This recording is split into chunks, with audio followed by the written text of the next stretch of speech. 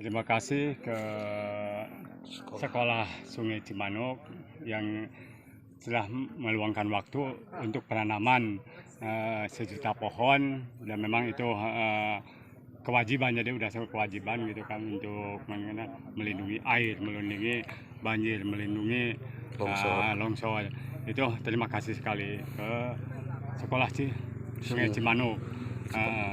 Bapak kepala desa di mana, Pak? Di Mekarwangi, Kecamatan Siwuri. Insya Allah saya himbau semua masyarakat desa Mekarwangi akan merujuk untuk penanaman pohon, dan memang sekarang udah berjalan. Gitu kan. Cuma kalau ada memang Pak Kabid ini dari ini, terima kasih. Gitu kan.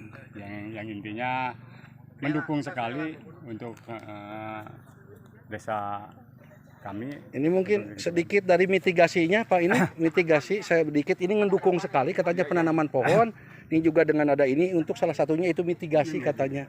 Ini Jadi saya tekankan juga untuk daerah Cihurip ya, karena kebanyakan ini harusnya daerah hijau ya, karena memang banjir yang sering terjadi di Pemumpuk ini bermuara dari sini, dari hulunya itu kan. Makanya saya harapkan juga kepada kepala desa bagaimana caranya untuk meningkatkan menyadarkan masyarakat agar supaya tidak sporadis menebang pohon di kehutanan. Jadi bagaimana cara sekarang menanam pohon, terutama pohon-pohon yang daya dukung airnya cukup bagus sih, kayak pohon alam, sehingga dapat dimanfaatkan. Karena ini menanam pohon adalah sedekah, Pak. Ya. Menanam pohon sedekah. Saya sudah sedikit bekerja sama dengan kepolisian, dengan untuk memang dengan kehutanan gitu kan, untuk menjaga memang kelestarian alam. Dan sekarang udah memang lagi berjalan gitu kan. ajakan untuk menanam pohonnya, Pak.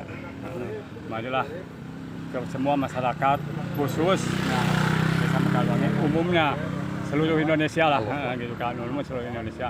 Marilah hijaukan bumi kita supaya memang bencana berkurang bencana, karena memang awalnya dari bencana gitu kan. Mungkin bencana itu awalnya dari gundulnya kerusakan lingkungan itu. Terima kasih, Pak Lurah.